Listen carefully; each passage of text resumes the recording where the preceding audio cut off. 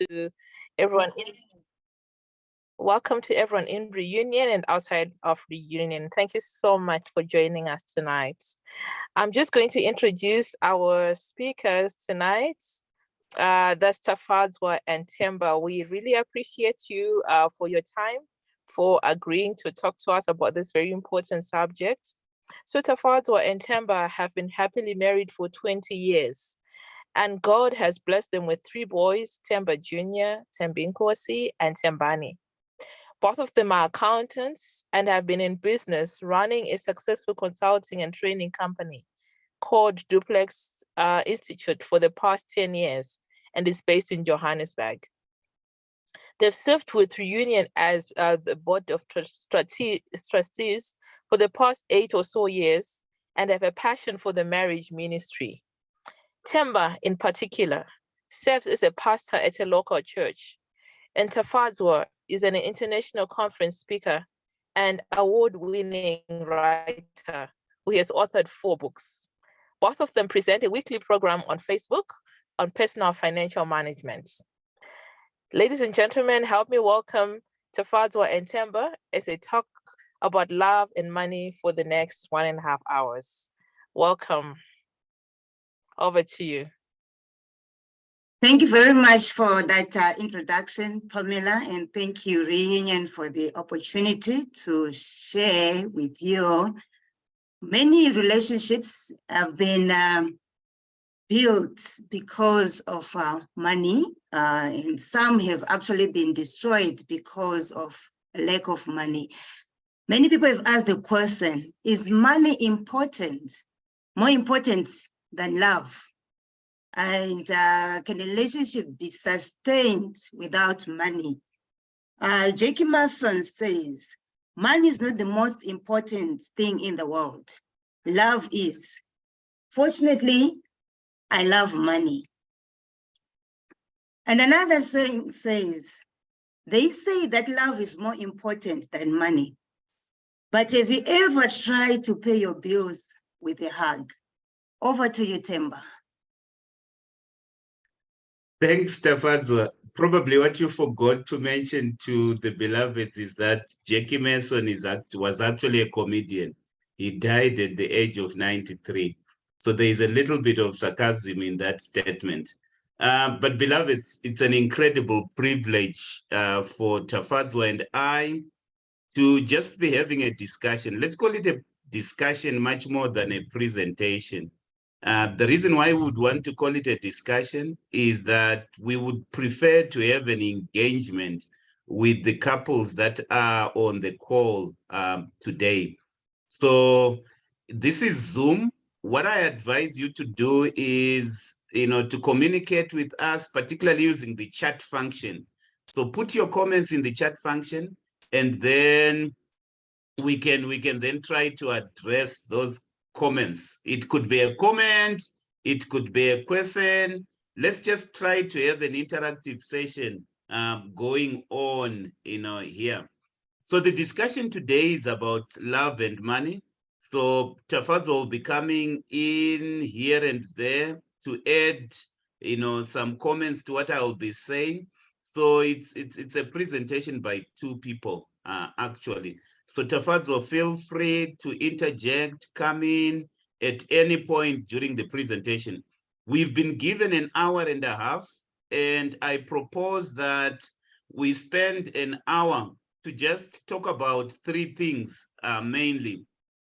The 3 things that we would want to talk about is, number 1, obviously Tafadzwa and I have just celebrated our 20th anniversary. So, when you celebrate your 20th anniversary, you reflect on a number of things. So probably, if you will allow us, beloveds, to just start the presentation by sharing, what we've learned over the past 20 years. It has taken us 20 years to learn those things. I know some of you are very sharp. We have learned it in less than 20 years, which is great. But that's the first part of the presentation. The second part of the presentation is where we just reflect on what the stats are saying about love and money. Unfortunately, I only have got stats from America because that's where some of this research is happening most of the time. But when I looked at that stats, it's not very different from what I would assume would be the situation in this part of the world. So give me feedback whether, what you understand about how marriages are conducted in this part of the world, resonates with what has been presented in some of the stats that we'll be giving them. In the last part of the presentation, we will basically give you, let's just say 7 ideas that we have here on love and money. So it's just ideas that we are putting on the table, 7 things, which are basically the takeaways from this presentation. So before I go any further, what are some of the key things that we want to communicate in this particular presentation? One of the key insights is that research is showing that 8% of couples are actually happy with their love life and money. So if you were to ask couples, some of them would say, we are happy with the love life in our marriage. And then others would say, yeah, we are happy with money, but only 8% would be happy with both. So one of the things that we are saying in this presentation is that it's possible to have both, but only 8% of the couple are actually acknowledging that, we're having it, both. And so the 7 ideas that we are putting on the table could actually help us to have it both. And my prayer for all the couples on this call is that you may have it both ways. So it's not an either or kind of thing, but you can have, a love-filled marriage, but also, a marriage where there is quite a lot of wealth as well. So that's the first insight that you will get as we go throughout the presentation today. The second insights that you will get as we go through the presentation are basically pointers on how you can overcome some bad financial habits. Sometimes we're not very sensitive to bad financial habits, and we'll mention, some of them there. The other thing that we'll mention today, relates the question of, the love languages. I'm sure as couples, you probably might have read a book on the 5 love languages. And I would want to focus on one of the, love languages, because that's what people are saying is probably the most important. And it talks about quality time. So those are the things that we would want to put on the table today as we go through this particular presentation.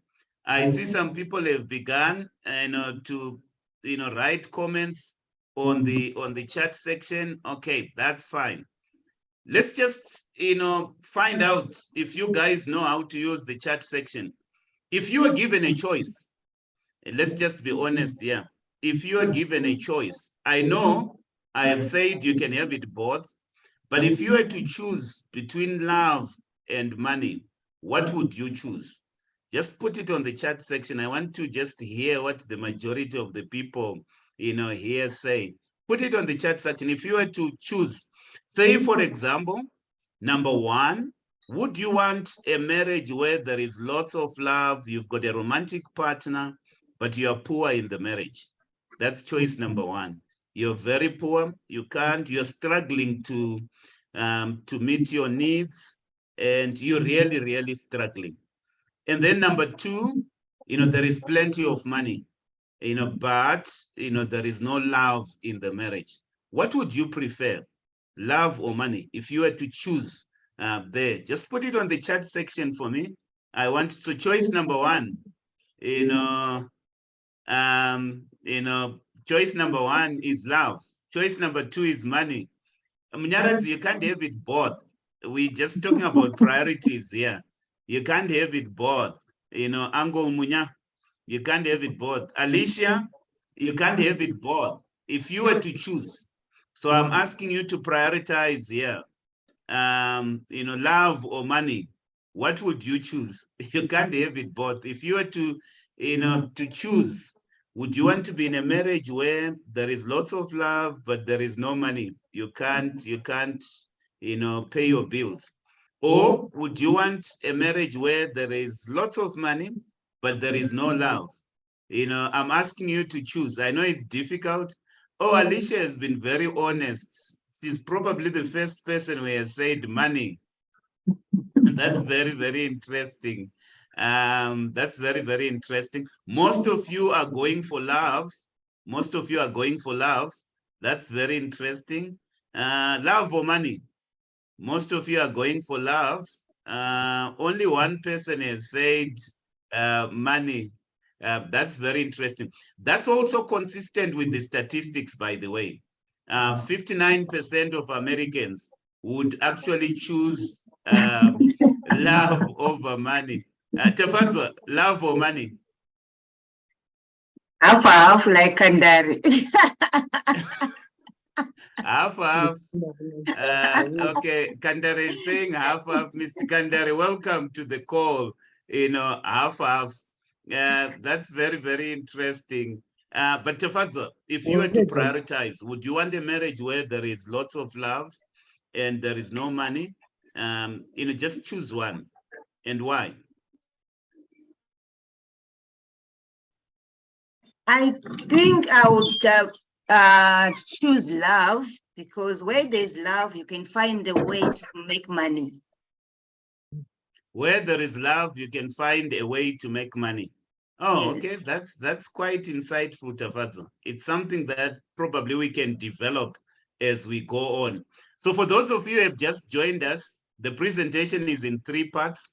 In the first part of the presentation, I will share with you some of the lessons that I have learned in the past 20 years on love and money.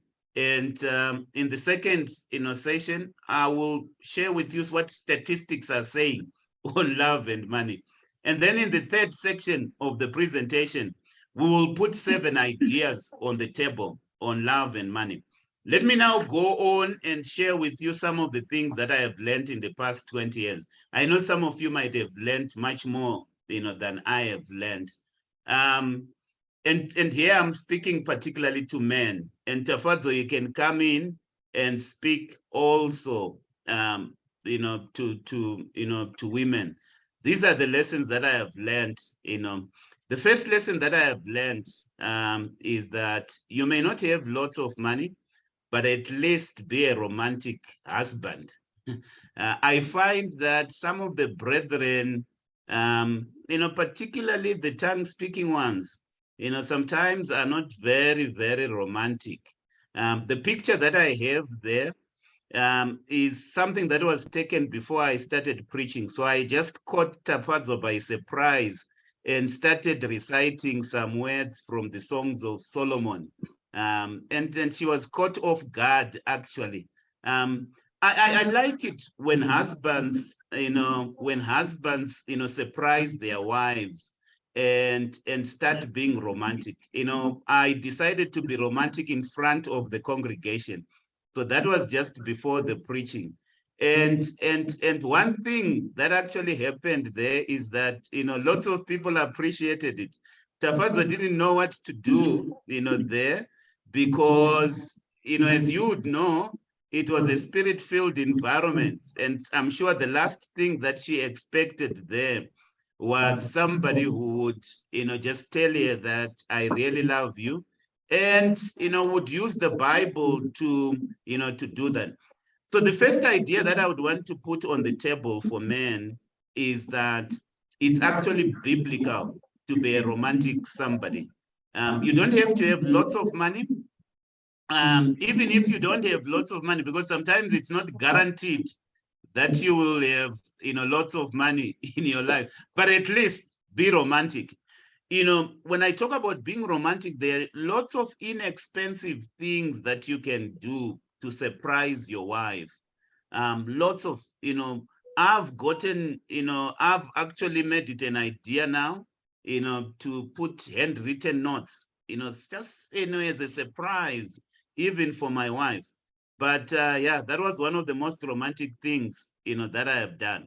The second idea that I would want to put on the table, particularly for men, and Tafadzwa, you'll put your own idea, is that over the last 20 years, I have had to learn the love language of my wife.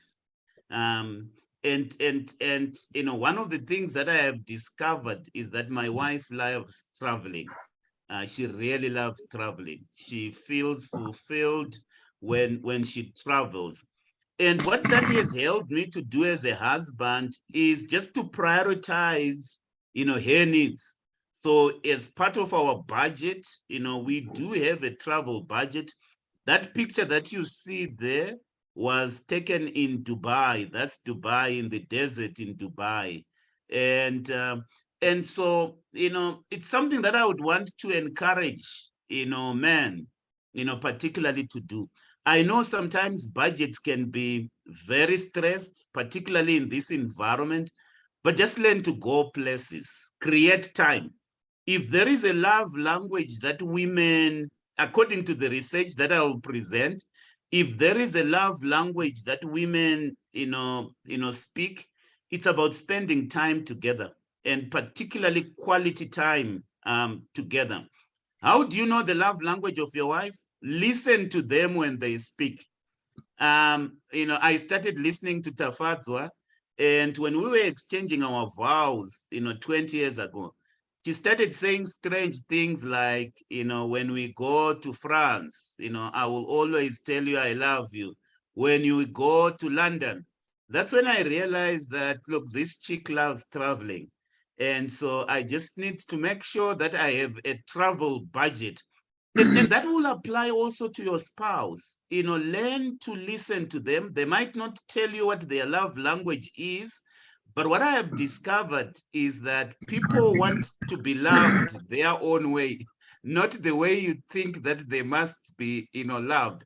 And what I have actually discovered is that when we travel and when that need is actually met, the quality of the relationship actually, improves, exponentially. And that's a pattern that I have seen in my own, life. So your spouse will have their different language that they speak. My spouse didn't tell me what their love language is, but I've had to figure it out from what they have said. And I've also had to figure out that whenever we travel, her heart lights up, and, she feels, fulfilled, there.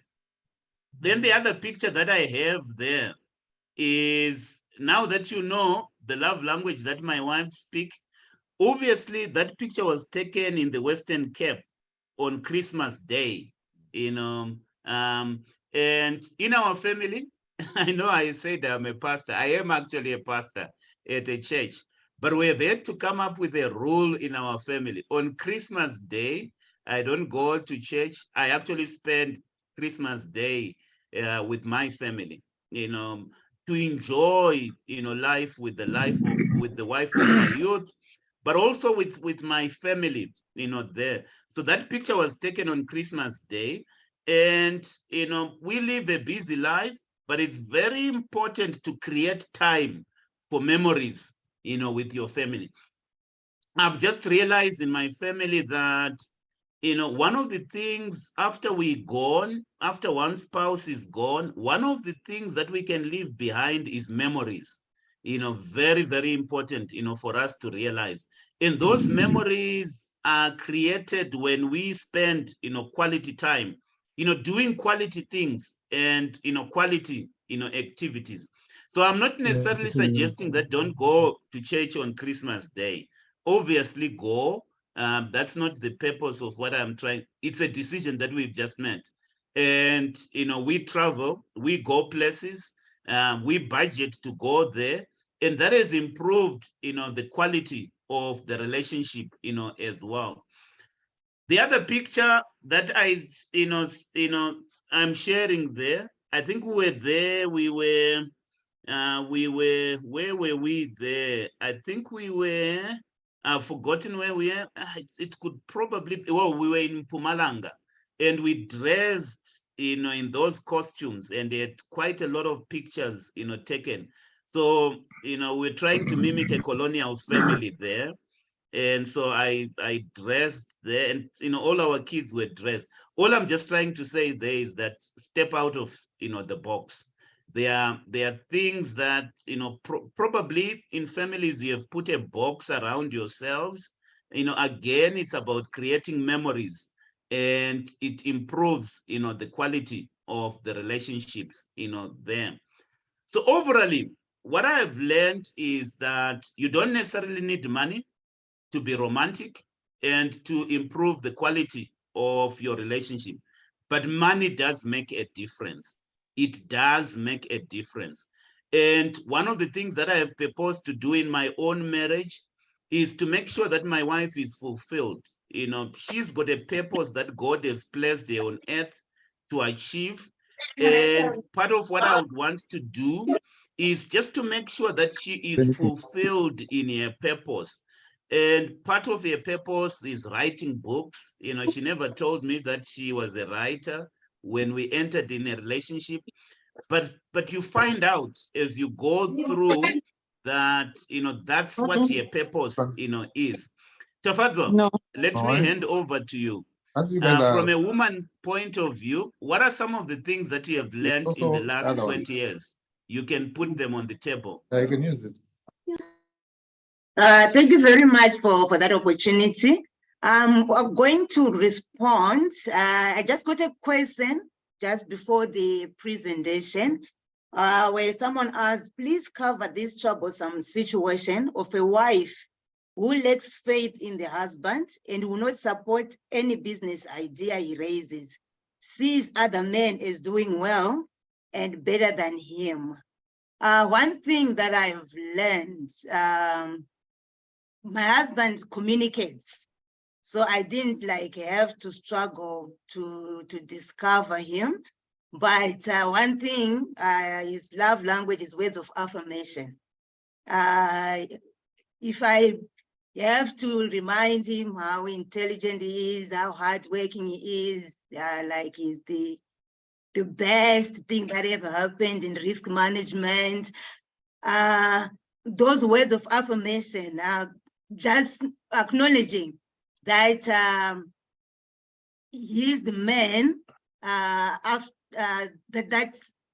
If there are million, if I enter in a room with million men, he should stand out because of who he is and probably what he can do. So words of affirmation means a lot to most men, just like someone who sent an issue before that.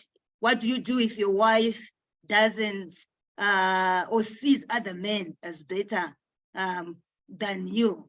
Most men would really love and appreciate when you see their strength and appreciate it, especially from women, because sometimes as women, we are quick to focus on the negatives, especially if there's no money. We sometimes put lots of pressure on the men and come across as nagging, but you can encourage your man by believing in him and being his number one share. Sometimes, especially if he's a businessman and it's not working, sometimes the default is to push him to go to work, but buying into his vision and just encouraging him that we may not have money now, but I believe in the bigger vision. So as women, we can love our husbands by supporting their vision. Supporting means different things to different people. For me, supporting my husband has been working with him in his business. I've done the lists, I've done database creation, I've done the running around, I've done the administration, as in supporting, because to him it means a lot. The fact that I'm doing the basic, the marketing, the calling of clients, it may be out of my comfort zone, But the fact that I am doing it, I'm saying I believe in your vision. I believe in who God has called you to be. So supporting depends on your situation. It may be just praying for your husband, that God blesses the works of his hands. That can be a way of showing him love, as in supporting his vision.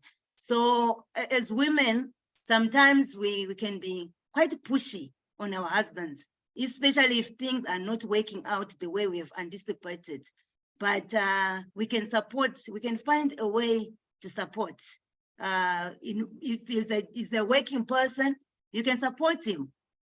And another way of also just showing your husband that you love him is also just to show him that you are trustworthy with the resources. You know, that I was talking to this other lady at that time, and she was saying, her husband, you don't take money from his pocket.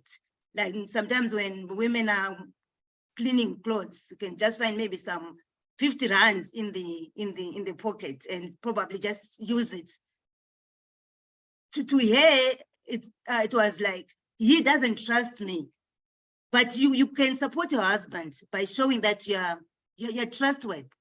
I've always said one thing that I'm grateful to God for is I don't have, my husband shares his cards, bank cards. I don't have to ask for a bank card. I have the bank cards, but it's trust that was earned.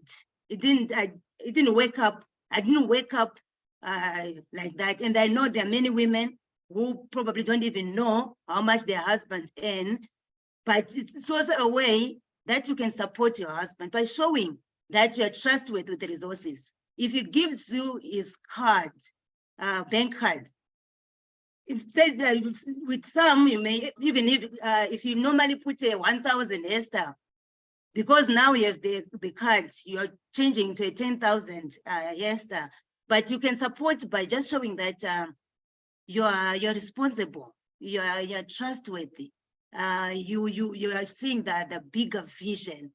So yes, for us, for me, that's how I know my husband's vision is, especially financially, to support the ministry. So when I see him giving to the ministry, I don't complain. Even sometimes when he's giving big amounts of money, because I know our vision is to support the ministry, I support that. So as a wife, find a way to support your husband and to show that you believe in his vision. You can also, as I said, you can even do it by words of affirmation. You can pray for him. You can support as in hands-on if he's a business person or whichever way. So that's another way of how I found support for my husband, and he appreciates the support. Thanks, Tafi. I must just tell you guys, one thing that I have just resolved in my life is that if I will do ministry, I will do it with Tafadzwa. So even before I preach, we've got a habit that Tafadzwa comes to sing first, and then I preach. I've actually made it a rule. I don't preach until Tafadzwa is sung. And that's actually become a rule. And we do business together as well. So that is just, worked that way.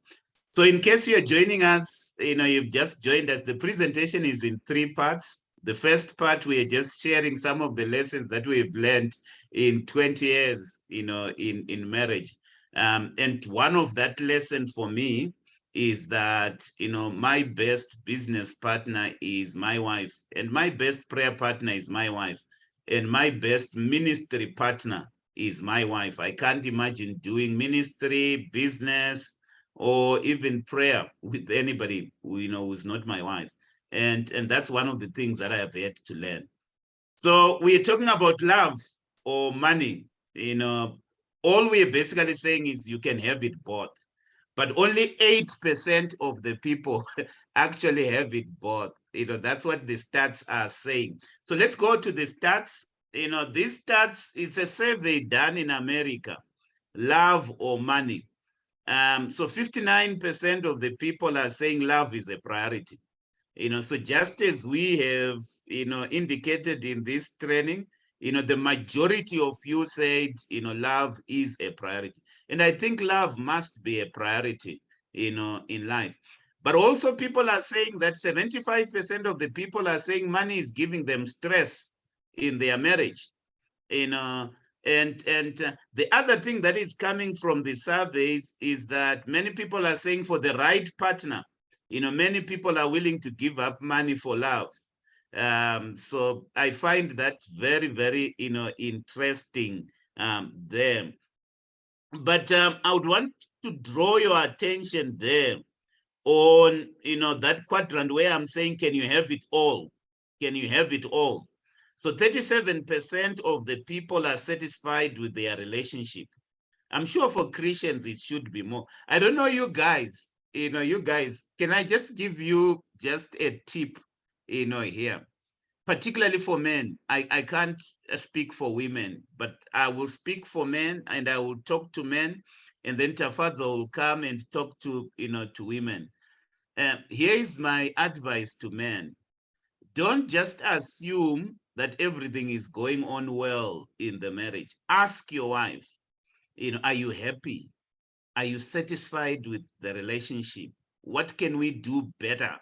Score me out of 10, all right, in terms of, my performance as a father, or even my performance in the bedroom.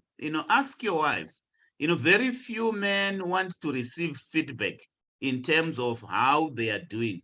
So it's just something that I'm putting on the table. Don't operate on the assumption that your wife is happy. It's always good to ask, and get all the indications. But 37% of the people are saying that they are satisfied with their relationship. And, the greatest shock that you can get in a marriage is to think that your wife is happy, but your wife is not happy. And probably the day you die, after they've buried you, before even the sun goes down, your wife is moved on and is happy because at least, she can open another chapter in your life. 13% of the people are satisfied with their financial status. So what it tells you is that there are more people who are satisfied by their relationship status than they are satisfied with their financial status. And only 8% of the couples are satisfied with both, right? I find that very, very interesting. Then to your extreme right, where we are talking about the love languages, I did advise you to find out from what your wife is saying, what your husband is saying, what their love language is, and which love language wins most of the time. It's 44%, it's quality time. So again, I'm advising men. I'm a busy person myself, but one of the things that I try to do is that when I'm available, I try to spend quality time. And quality time doesn't have to be expensive, by the way. It's just, it could be helping your wife with all the duties in the house, doing it together. I think that's very, very, important. The other thing that I would want to draw attention to here is, romantic partners' financial standing. 60% of the people are saying finances are very, very important. Finances are very, very important. It's not all about love. Love is very important. But by the way, one of the statistics that I didn't give you, in South Africa, when they look at the reasons for divorce, financial challenges come at number 7. And then globally, when they look at the reasons for divorce, again, financial challenges come at number 9. So, it's not the number one reason why people are divorcing, but it does contribute. And particularly for women, at least from what the states are saying there, finances do count in terms of improving the quality of the relationship. The last thing that I would want to say here is that, and here I'm speaking to the men again, there are certain bad financial habits that are a turn-off, particularly to women. So 83% of the women are saying, it's a turn-off for, for the family to rely on friends and family for money. Have you ever had a situation where you are in a marriage and the husband is always borrowing? That's a turn-off, to women.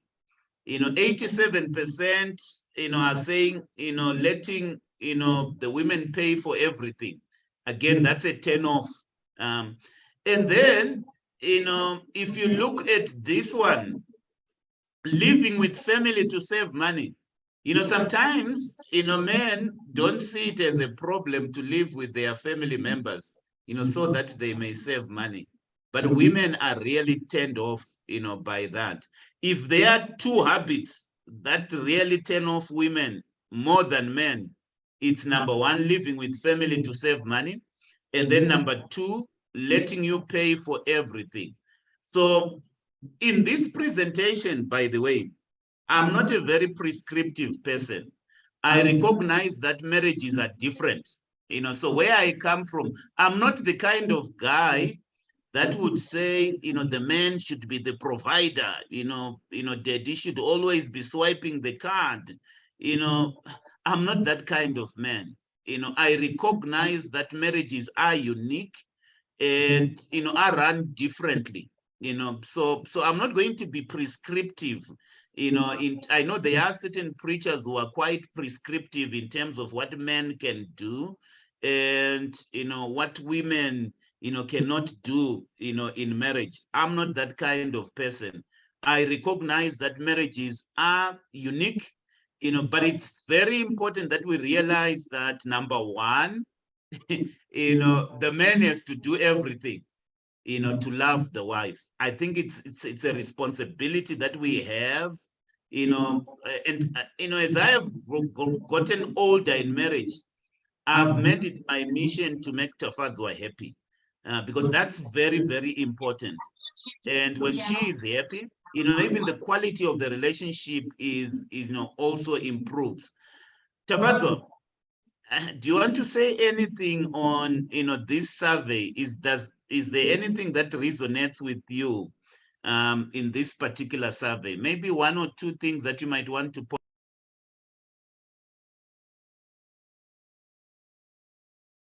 I think I'll just mention a few things about bad financial habits, things that turn off women. I think if a man is not transparent with their finances, it's a turn off. Then women who don't know how much their husbands earn, even with Christians. But if you're transparent with each other, it reduces even conflict, because you know where the money is. Because some of the conflict that arises in marriages is because of just finances not being handled well. So we need to have an agreement as a couple. You need to agree on how your finances run. For example, in our relationship, we have a minimum amount where if I use that money, I don't necessarily have to consult my husband, because it doesn't like affect much on our budget. And he can also use that certain amount of money without communicating. But when it comes to a certain amount, then we need to communicate. But sometimes we just communicate just for transparency reasons. So communication is very vital, especially when it comes even to family. You find some men find it very easy to give family without consulting the wife. And sometimes you find then in the family, if it's like that, the wife also wants to do it in her own way. But if there's communication, you find those things are avoided. So communicate with the wife. If you want to give money, to relatives or to support relatives. It's a good thing to support. Sometimes the reason why people end up in conflict about that is just because there's no transparency. But I don't think there's anyone in their right mind who would complain that Mama has been given some money in the rural areas. So there should be communication. I know with my husband, he likes surprising me. I appreciate the surprises, and it's a good thing, but it depends sometimes on how it's put across. So communication is very vital. I can just give an example of a surprise that he did, which it almost went wrong, but at the end of the day, I appreciate it. Over the weekend, yeah, he organized that my parents, he organized them to stay at a hotel somewhere, both parents. But apparently, I was expecting them to come on a Friday by flight. So he just told me a story. So I actually didn't sleep well because I was wondering why the flight had been delayed, only to meet them the following morning at a hotel. So he wanted to surprise me, but it ended up being like a shock because I had not slept well, wondering what was happening to the parents. But there's some of those things they can spice up.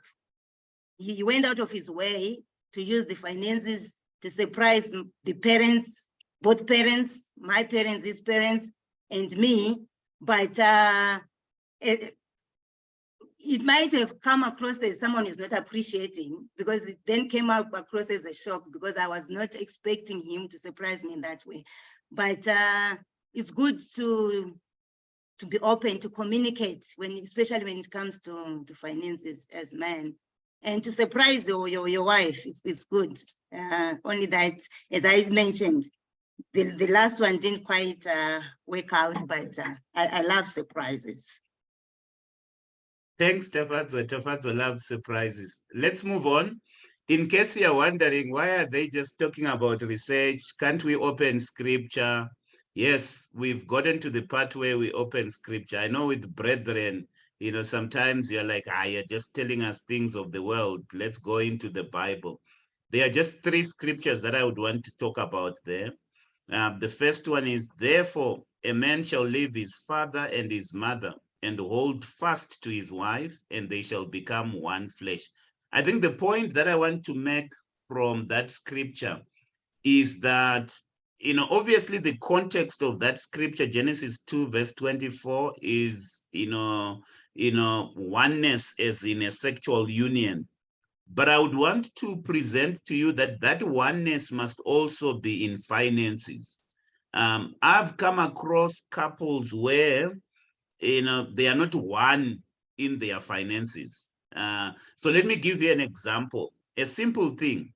Do we marry in community of property or out of community of property? Do we sign, those, antenuptial agreements, prenuptial agreements, where if things go wrong, you can take your assets, you're not going to disadvantage my wealth or that kind of thing.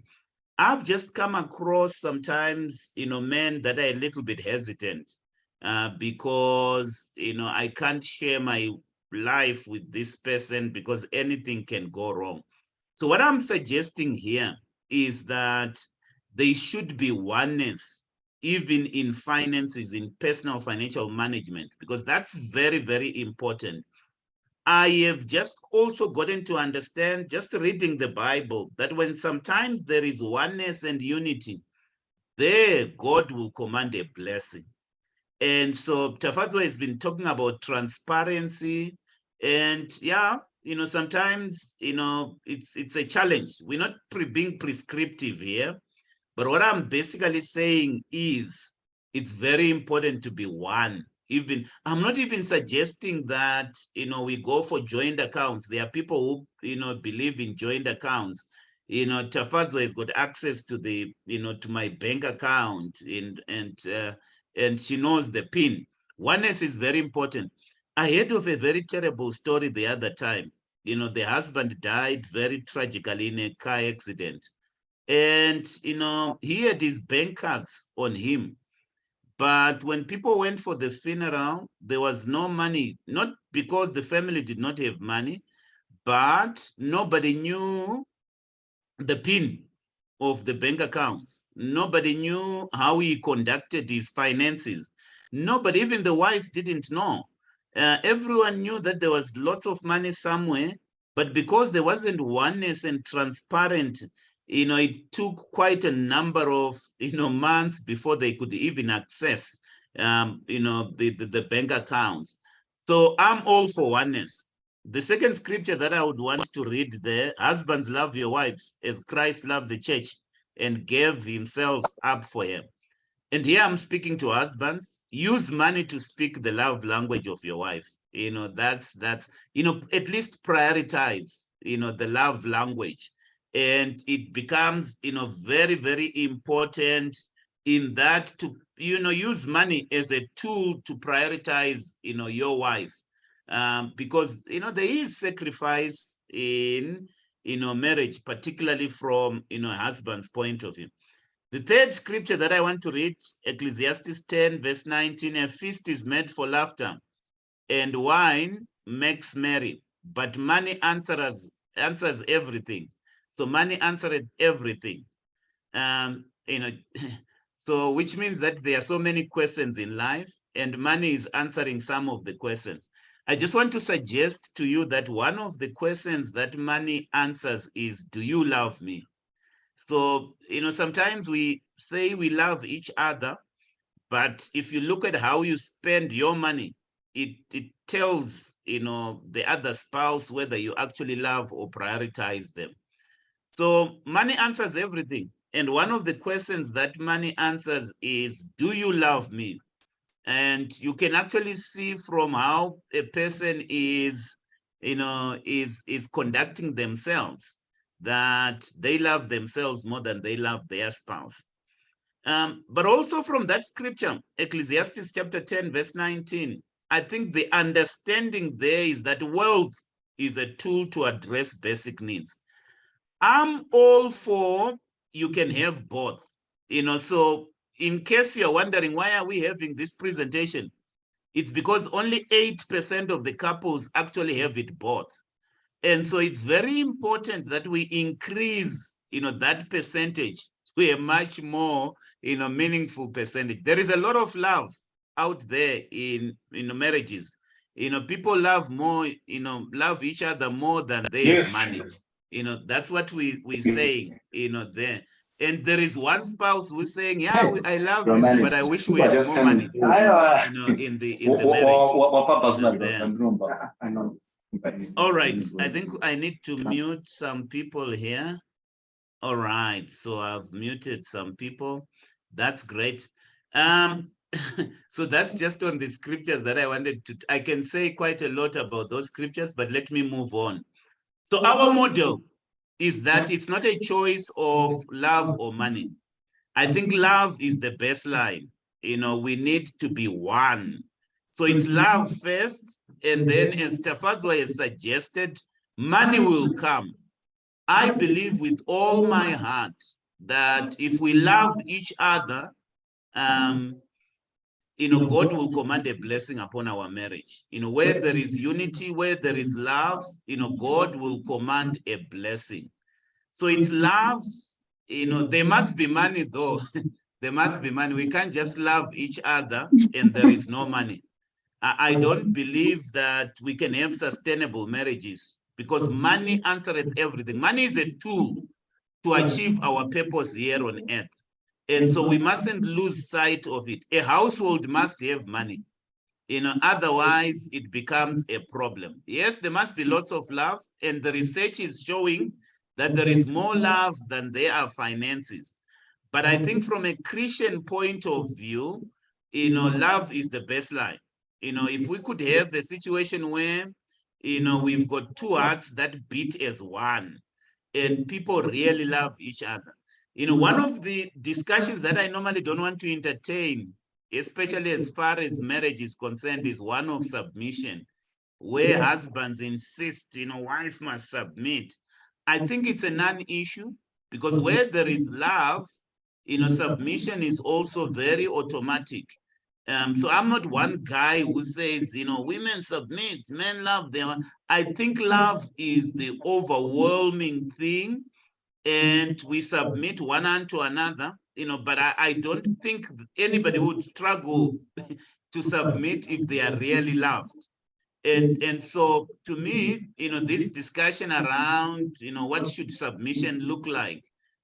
Does it look like somebody kneeling before somebody? I'm not prescriptive around those things. Let people express submission in the best way that, they express, but also let submission not be, demanded, especially when there is no love, there. So love first, money will come, and it's lots of money for that matter. I think we must agree in any marriage that we are going to make, lots of money. Not a little money, but lots of money. Why lots of money? Because a good man leaves an inheritance for their children. We need money, so that we can live for our children, once we've graduated to the next, world. So it's money, and then, helping each other to make it to heaven. I believe that marriages should serve a purpose. We're not just here to live, but we are here to help each other, to actually make it, to heaven. Before we put the 7 ideas on the table, Tafadzwa, let me invite you again. Anything to add on this slide, Tafadzwa?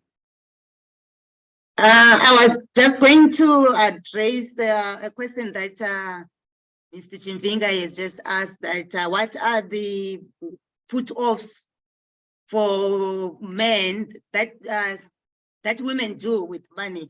I've heard some men complain that some women, their money which they get, it's their money, and the money that the husband gets is our money.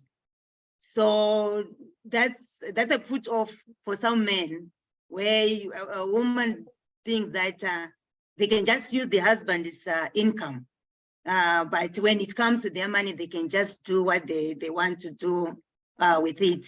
Probably it goes back to the issue of transparency and communication, where maybe you need to agree if the wife's money is her pocket money to do whatever she wants to do with, and the husband's money is. But if there isn't that agreement, then it can be a put off, because there's an expectation of the husband wanting to also, wanting the wife to also, have some input on the finances.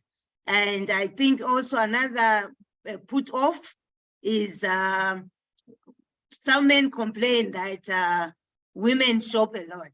If you go to the mall with your husband and you're picking even some things that are not on the budget.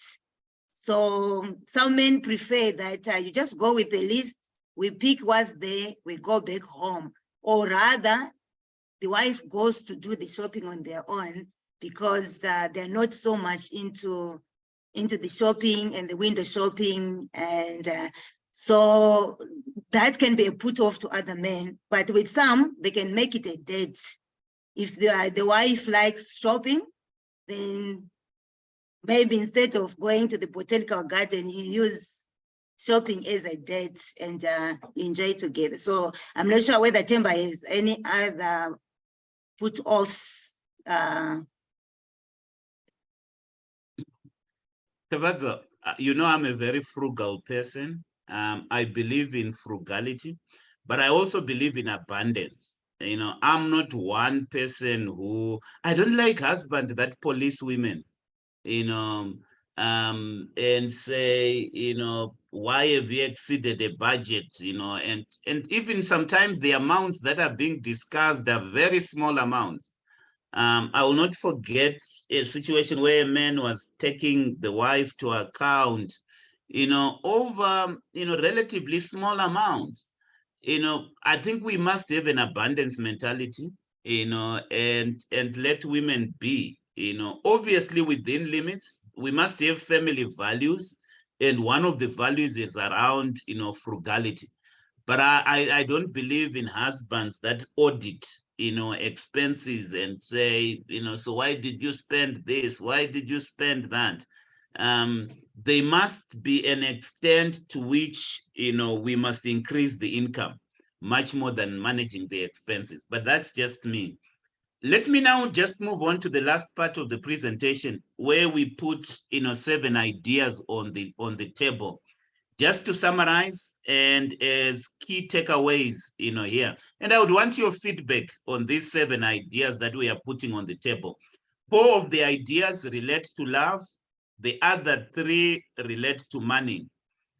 So the first idea that I'm putting there is that, seeing that, most of the love language that people speak is spending, quality time. Use each other's time and energy, to show love in very inexpensive ways, speaking each other's love language. Book time in each other's diaries, to pray with each other. One of the areas where we can spend quite a lot of quality time with each other is praying together. I think if we embed things, the money will come. I believe that, money will come, at some stage. But, it's not about expensive gifts sometimes. It's about being creative, in very inexpensive ways. I think I gave you an idea already, handwritten notes, I love you, and even flowers, they don't have to be bought, surprises. I think that's very, very good.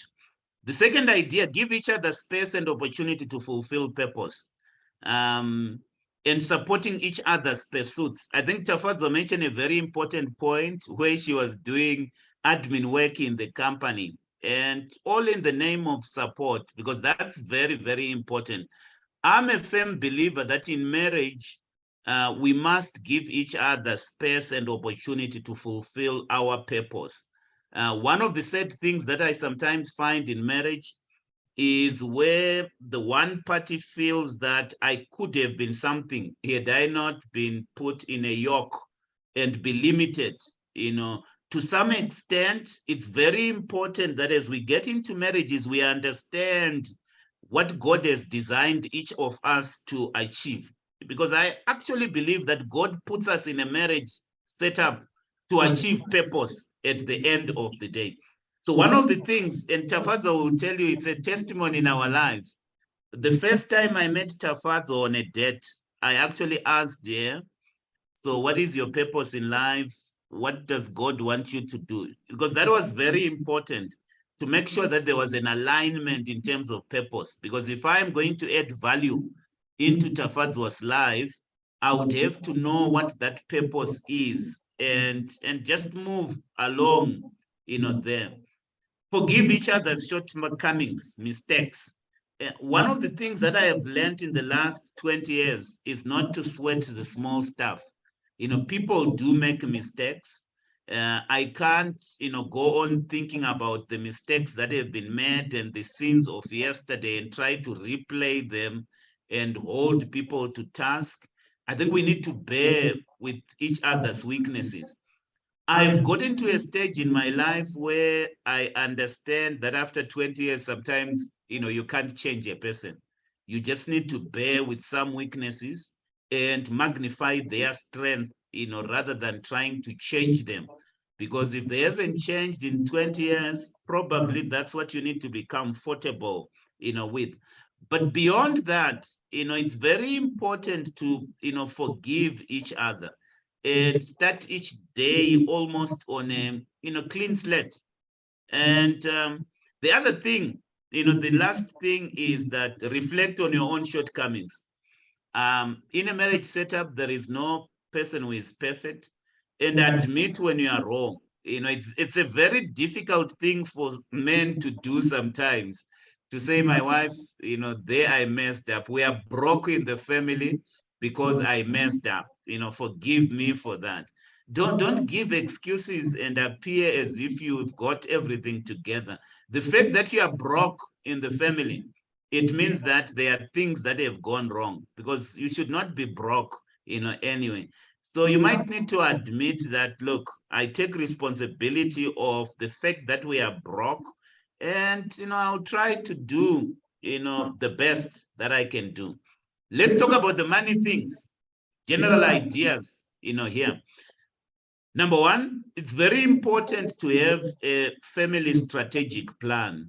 Tafadzwa will tell you that years ago we decided to have a strategic plan which defines exactly where we are going, what our money values are, because if we are to budget and to allocate resources, it has to be based on the agreed money values that we have and the plan that we have. Tafadzwa will also tell you, and God has been good in our lives. I think Tafadzwa, we decided we would have only 3 kids and we'll be done. So we'd have them quickly after we got married, and then we're done, we move on with our lives.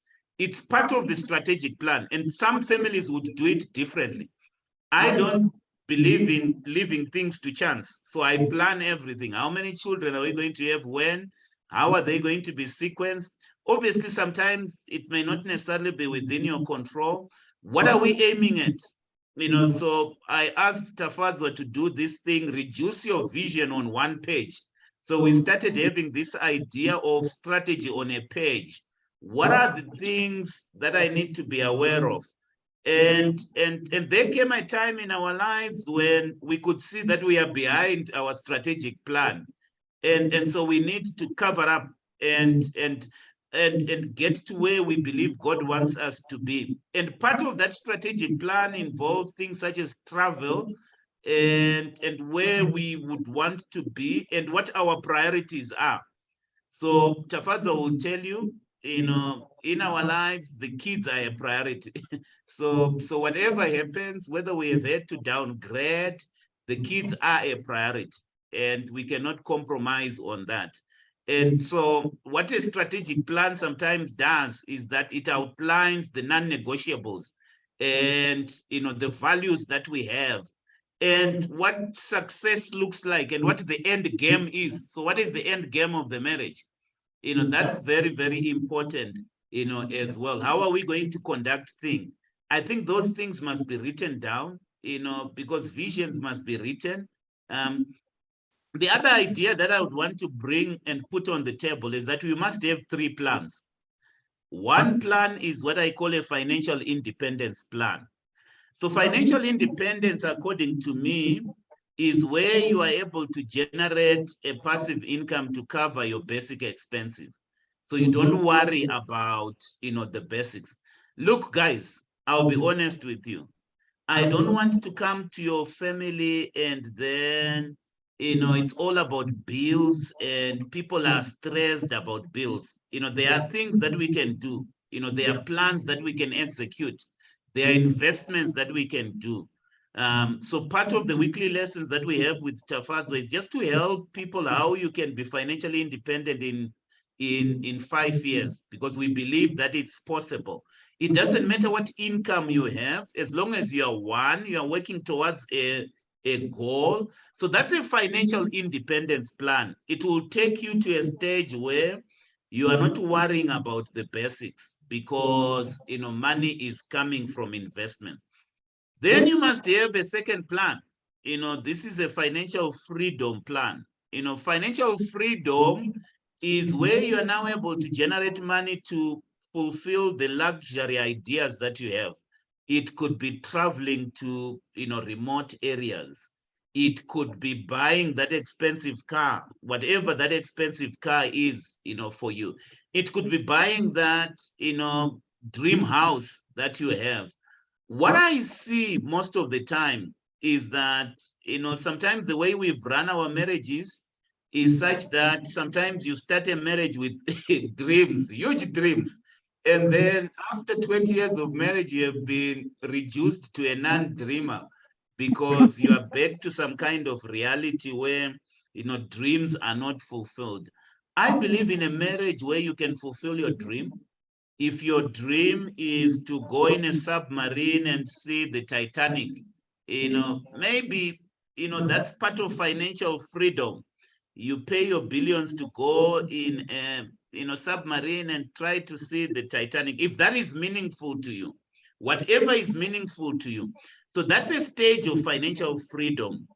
So I know you might have your own views about people packing themselves in a tight submarine to see the Titanic, but they have reached a certain stage. Don't criticize somebody when you haven't reached that stage. Because what I see sometimes is somebody having an opinion when you don't even have the extra money to be able to do those things. At least they had money to do those things. That's financial freedom, right? And then the last plan is about how we can leave a legacy. That's very, very important, because leaving a legacy is very important. So that's financial planning. It's very important that as families, we plan, in detail in terms of the lifestyle we would want to have and what is meaningful to us, and those kinds of things, so that there isn't, by the way, one of the needs that women have is financial security. Nobody wants to be in a marriage where we are living from hand to mouth. Nobody wants to. Men can be comfortable from living from hand to mouth, but women, by nature of their design, they want some kind of security and assurance that we're not going to be living from hand to mouth. And it becomes a huge responsibility, especially for men, to make sure that it happens. And then lastly, get rid of bad financial habits. I don't have time to go into detail in terms of the bad financial habits. Tafadzwa, do you have anything to add to these 7 things? I just saw a comment there where someone was commenting about friends who go like overseas trips, and they feel pressure because probably they post their status. And I was just looking back at our journey. There was a time when we're starting business and things were really challenging. And in our circle, we have friends. Some of my very close friends, they're quite well up financially. They would be going overseas. And but one thing that helped me was I knew where we were and where we were going. So there was no pressure on me, even to put pressure on my husband, that this family have gone to New York, they're next holiday they'll be in Paris. If you know where you are and you've got a strategic plan and you have a vision, there's no need to be pressurized because family X are going to New York. We even got to a place where we sat down with our children at school. They have overseas trips, and then we could not afford them. So we explained to the children that it's okay. We are in this season for now. We can't afford. So when others go, what we would do, sometimes we would then go local holidays, so that at least when others are talking about the trip in New York, they can also talk about Jimenez. At least they're both talking about the beach. It's only that the others are to go overseas. So you need to know where you are and appreciate your finances. There's no need to be pressurized because the people next door are going, or their children, even at school. You can instill that confidence in the children that this is where we are. We'll get to a place when we will be able to do what they are doing. So you find that even the children will not be under pressure when those. So if people post their pictures on their statuses, good enough, they are at that stage. But if you're not at that stage, there's no need for pressure at all. Thanks, Tafadzwa, for that. Let me just give an idea to men. I don't like men in a marriage who are caught by surprise. The art of being a man in a marriage is preparing your family before things happen. I like men who see things that are on the horizon because sometimes we can be short-term focused, and part of being short-term focused is to keep up with the Jones. But I think a real man is somebody who is able to take, to make a sacrifice today that will advantage the family in the future. So sometimes as a man, your family might not understand why you are making certain decisions in the now, but 5 years down the line, 10 years down the line, they are going to be very grateful that our father made this decision. That's what fatherhood is all about. It's not about being short-term focused. It's about, preparing the family for advantages in the future. So I like it when men, spend quite a lot of their time even advantaging their children, and making sure that they parent their children in such a way that their children are at an advantage, compared to other children, because we have operated in with vision. So Tafadzwa is talking about a situation where we have had to downgrade. But Tafadzwa, you should also have mentioned there that we had non-negotiables. So we downgraded in every area of our lives except for the kids, in terms of where they went to school and the quality of life.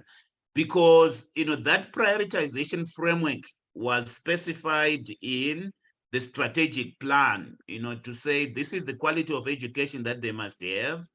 These are the kinds of schools that they must go to, and we're not going to compromise, on that as well. But that was all done to advantage the family, so that 5-10 years down the line, at least somebody could appreciate and say, we've had to, to travel this route and experience some pain in the short term, so that there could be quite a lot of gain in the long term. And that's part of being, a man. The worst thing that can happen in any marriage is to have a man presiding over a marriage and they do not have a vision, at all. But also they are not prepared to, make the kinds of sacrifices that will advantage the family, 10, 20 years, down the line. So that's an important point, that you have, highlighted there, Tafadzwa, about the downgrading that we have had to do. Let me now go through the questions. So Tendai is saying, should you select friends of the same status? Look, the kinds of friends that you select are very important. Tafadzwa and myself, we actually network at a higher level than we are. And that's Tafadzwa. If Tafadzwa had to tell you, one of your first mentors was Amai Masiwa, and one of the people that I sat next to at the Rema Bible Church was Thrive Masiwa. And Tafadzwa will also tell you that some of the people that she networks with, I believe in networking at a higher level based on your vision. So what informs the kinds of friends you choose is your strategic plan in terms of where you're going. If you want to be somebody broke, then select friends that are broke. It's just that simple. But if your strategic plan is, for argument's sake, to be a billionaire, then you might want to start networking with billionaires and people who've got money. Although at that stage, you might not have money, because that's the direction that you are headed to, there. So that's about selecting friends, so that you won't have a situation where I wouldn't even really understand why what the people next door are doing would really influence the decision that you make. I just don't run my life that way. I run my life based on the strategy that I have had, and we run with a strategy, and that strategy defines, where we are.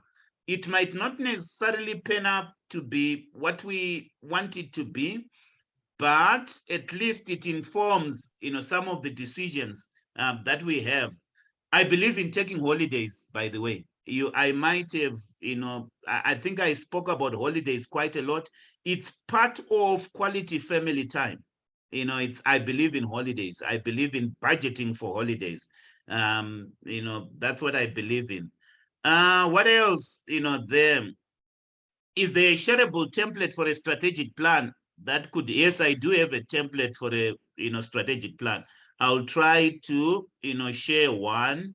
But I think that plan to me is very, very, important. By the way, Uncle Munya, one of the things that I do every day as a matter of habit, just to share with you my habit, when I get to my office where I'm doing this presentation from, before I even start working on my work, I take a blank piece of paper, and then, because remember, the strategy is in a book somewhere. It's pegged somewhere in my office. So I take a piece of paper, and then I write the strategy in 4 quadrants, on one page, word for word as it is, because I want to make sure that I remember the strategy every day. And it's not just something that I have, written somewhere, but I'm actually remembering it, and it's internalized. So I do that every day. I actually write pieces of paper, and then I pile them somewhere just to make sure. And then after a week, I review all these pieces of paper to just make sure that what is written on each piece of paper looks exactly the same, so that the strategy is very clear in my mind, and it's, imprinted in my subconscious. So that's a habit that I have, there. It's not just a question of just doing the strategy. It has to be embedded within, every fiber of your being, so that you can, move towards that particular, vision. So yes, I will share with you the template of this strategic plan, but the most important thing is to realize the plans. There are so many people that plan that never realize their plan, by the way. And there are things that we can tell each other to make these plans, a reality there. So that's from, how do you get into networks? That's very, very important. You have to be strategic about networking. You have to be strategic. So, for example, there is one word which I will not repeat here, which summarizes my vision. There is one word which summarizes Tafadzwa's vision.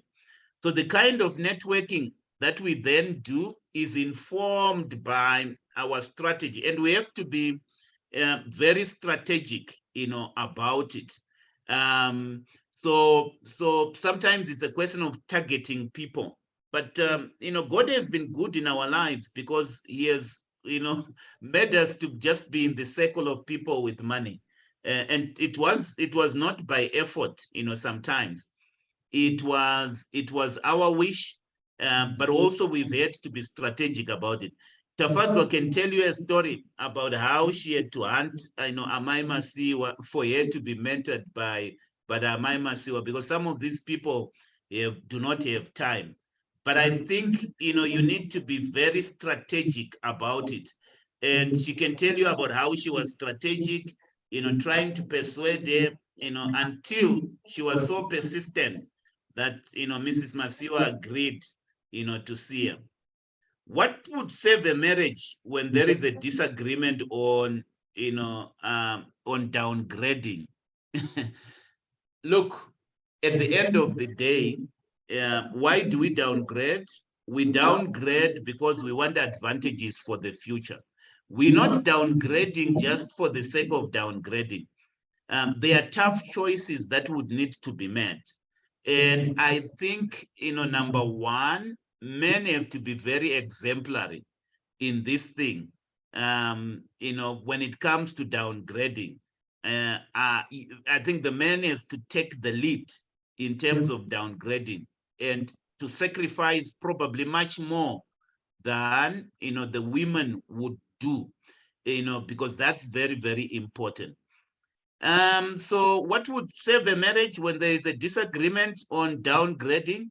We've had so many counselors, and on our 20th, we acknowledge some of our counselors, people that have helped us, through the journey. And what has saved our marriage is, having wise counsel, and bouncing off ideas of people. So I've had to have counselors, men that I can, speak to. Kenny Malhas is one of them. just, men that you can speak to and that will, help you, direct you. Mr. Ndlovu is one of them. I think we acknowledged him on our 20th, anniversary. There are times that I've had to sit down with him at Mug and Bean at restaurants, and I've had to have, intimate conversation. So one of the things that I would really advise men, because men are not like women. Men are not like women. Women have got, groups where they share and problems with each other. Men are not very good at sharing issues among themselves. So one of the things that I would advise men to do is to get into networks where they can share issues, with people. Get, somebody who is, close that you can, that can help you, along, the journey. But downgrading cannot be permanent. It's for a season. It's for a season. And as long as that is explained that, in this season, this is the right thing to do. And to go against the grain, it's not about status. And one of the things that I have had to do, I don't have time to share with, this because we only have 6 minutes left. Part of the downgrading that we have to do is when things are going right. I remember I used to have a job at ABSA. I was doing very well, but I knew deep down in my heart that God wanted me to start a business. And the painful part of it was to, make the decision when the finances are there, when everything and the career prospects were also there. But, starting a business was important. It was part of the strategic plan. So when we talk about downgrading, we are also talking about downgrading when things are going on well, and then you prepare the family and say, look, this is what we need to do. I wasn't chased away from ABSA, but, vision dictated that I took that, particular stance. And the one thing that surprised me was when I presented the idea to Tafadzwa, she said, look, it's okay. So what do we need to do? And that's one thing that I appreciate about Tafadzwa. We don't argue on things that are in the strategic plan. We can argue about other things. We've had our fair share of argument. But when it comes to the strategic plans and what the key issues are, we can't argue on that because it was documented. That's why the decision is being made. And so that's what we've had to do. There it was a tough moment. We went through quite a tough period, but everyone, and we prepared the kids for that as well. So it was a joyous occasion. At the end of the day, everyone was happy because they understood the vision. And I'm very grateful to God, for that experience, because even for our kids, it helped them to appreciate a number of lessons about life, lessons that I could not have taught them even as a father, because these are things that they can only learn, through experience. For example, when, how do you explain to a child that, the Mercedes-Benz is no longer there? Now we are driving this, this kind of car. And when their friends are still driving Mercedes-Benz, and you explain to them that it's because of where we are going in the future. And they bought into the vision, and everyone bought into the vision because that was what was documented in the strategic plan. And I'm grateful for God, that we were able to, to do that. How do you keep track of your family goals, with the challenging world? The world is challenging, but I'm sure as Christians, we all know that we can have an island of prosperity when the world is struggling. I believe in islands of prosperity. I believe that even though the world is uncertain as it is, and it's challenging, God can make it in such a way that we can be an island of prosperity, on our own. How do you keep track of your family goals? you keep track of your family goals by reviewing them every year and brainstorming on how you can keep on track. And part of the brainstorming is also downgrading. The downgrading that we're talking about, there, because, look, at the end of the day, the vision that we have is a great vision. If you don't have a vision that causes you sleepless nights, that cause you to sweat at night, you don't have a vision. Because some of the visions that we have are visions that, you wake up every day and say, how is it going to happen? So the fact that you are thinking about it and you are waking up each night thinking about how is it going to happen is a good sign on its own, because you are alive to the vision. You are realizing that, look, I'm not where I'm supposed to be. I don't think it's the intention of God for us to be always, where we expect to be. Sometimes there will be a season where you feel like you are 10 years behind. I came to a situation where, particularly when I started business, the 10 years of business were a great learning, learning experience for me. And I nearly came to a point where I just felt that I was 10 years behind compared to my peers. So when you are embarking on a vision, how do you keep track? Don't worry about, your friends and what they are doing. Focus on your goals, what God has called you to do. Part of keeping track could be withdrawing from, the circle of friends that do not share the same vision as you have, and just making sure that you retreat for the sake of advantaging yourself, in the future. Part of it could also be going to different territories. In the Bible, you actually had situations where there would be a drought in one part of, the country, and people would go either to Egypt or to Israel or whatever, moving to just advantage themselves. I think there is no problem if you emigrate, to certain territories in order to seek an advantage, for your family. It's totally biblical. Instead of staying in the same place where it's not going to happen. To me, the greatest indicator that it's not going to happen is inflation. It's very difficult to make progress in an inflationary environment. And that's something that we teach people, but that's a lesson for another day. If the environment is becoming inflationary, probably it's time to move, there. Colleagues, it's now past. It's all the time that we were given. Tafadzwa, do you want to give us your closing remarks? Then we hand over back to our host. Thank you very much, everyone. Our host is actually left, so we'll close. We pray that all who attended, one day we'll meet again and we'll be celebrating, because we'll have joined the 8% of those who are enjoying both love and money. So we just encourage each other. Let's continue working towards achieving both. It's possible. And thank you for joining us. Thank you for everyone who's contributed. We really appreciate. Yes, it's possible. We can have both.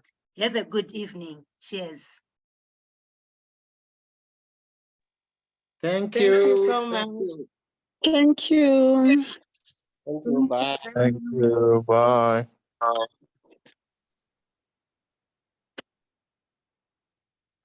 Thank you for the journey you have shared. This was profound indeed. May God bless you. We look forward to more of these sessions. I think 50 more. That means 50 more anniversaries for you.